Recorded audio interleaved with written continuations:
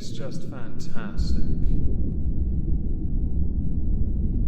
Captain's log, subject 220407.1. My sister sent me 2 cactuses that had fake flowers glued on them, so I have ordered a full exterminatus of the shop that sold them using a full spread of photon torpedoes, and we might just for a laugh launch a bunch of pokeballs at them. Wahahaha. Today's supposed to be an exhibition of stupid people, but I just can't be bothered. Let's go with that. Instead, I'd like to talk about Graham Linehan. Graham Linehan created Black Books, Motherland, Father Ted, The IT Crowd, the second one with his now ex-wife. He has created many good shows, won many awards, critically acclaimed and hugely successful in British comedy. We over here prefer quality over quantity, which is why our series typically go for 6 episodes. We get the absolute best out of that. Graham Linehan is instrumental in absolutely motivating and inspiring many people to huge success.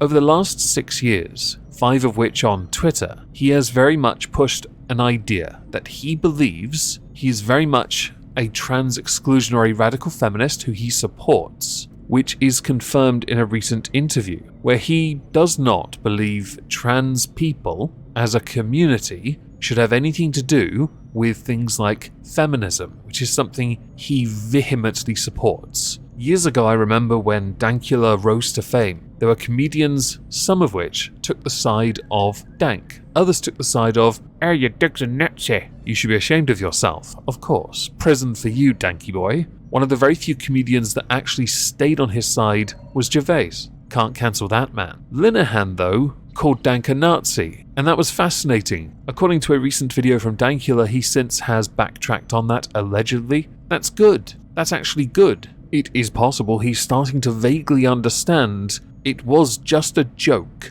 Breh. If you Google Graham Linehan's Twitter takes, because this is the only way you're going to get them, you will be inundated with a thread of images showing some of the spiciest takes from Linehan's very reactionary responses to literally everything. Back in 2012, Graham Linehan had admitted that Twitter had made him, and that these social media internet distractions really helped him, not just boosted his presence online, which in turn boosted the products he made, but also got him a whole new level of relevancy, a bigger voice to champion ideas that he believed in, which we can all agree is somewhat admirable. If you truly believe something, of course you want a platform that can then be used to push what you believe, which is why if you follow me on Twitter, I don't push anything beyond dog pictures, cabin pictures, and videos. I really don't do much. But you should all follow me anyway because I want 10,000 followers.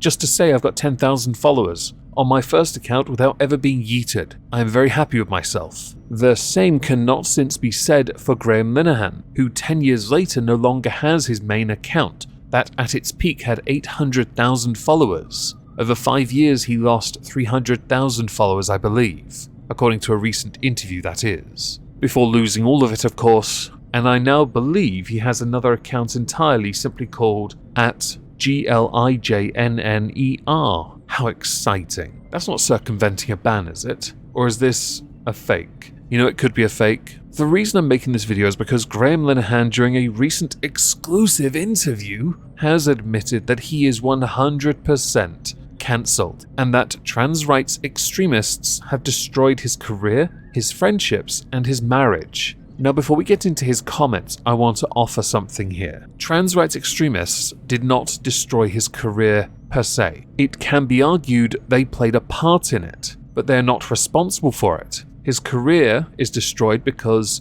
while he has pushed progressive ideas, which include inclusivity, which apparently, unironically, which applies to everyone really, they don't. Friendships, because those same people would want to be distant from him because they know damn well what would happen if they are seen associating with him. And his marriage, that happened during lockdown. And I'm not entirely sure if that happened because of lockdown or because of the fact the police on multiple occasions were called to his home because of words he said on Twitter that included a doctor who, they got into trouble for that, included trans lobbyists who had heckled, barracked, who had flagged him multiple times. His home address was made public, which of course led to swatting, which I had earlier referenced, but in a different context, not quite the same. Unacceptable tactics, by the way. Don't be a dick. I've always held the view that if you don't like what someone says, just agree to disagree if you know you can't change their mind. It's better for your mental health and your physical health. It's better to walk away, mute, or block.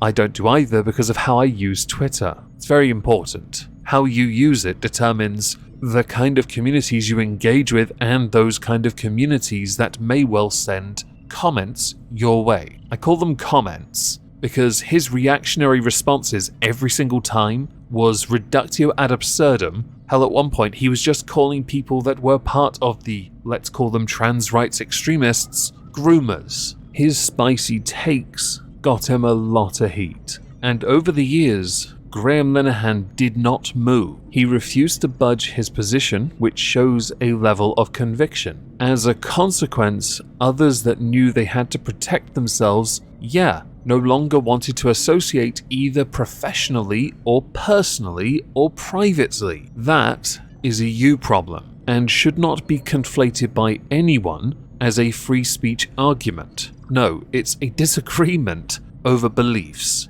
Recently, Boris Johnson said that the Prime Minister of the United Kingdom, for those who don't know, the clown with the mop for a hairdo, that trans athletes should not be competing in women's or men's sports. So the sport for the sex that they were not born as, or gender, sex, whatever. However you identify is your business. I will happily respect it, just going to insert that now. This comes not long after Emily Bridges, a trans cyclist, was barred from competing in the national championships, which included a set-up race against Laura Kenny, a 5-time Olympic medalist. We can, for the sake of the Americans, include Leah Thomas if you want. And there is certainly a lot of criticism in this whole domain. There always will be. The problem is, what Graham Linehan has pushed for years hasn't been about rights or protecting rights. It can certainly look like that when he looks like he might be a martyr for what he believes, in the sense that now people are saying, no, this shouldn't be acceptable. No, what he's done is try and make it seem like trans people as a community are less than, and that's where the problem really resides. There is certainly a debate that can be had about trans rights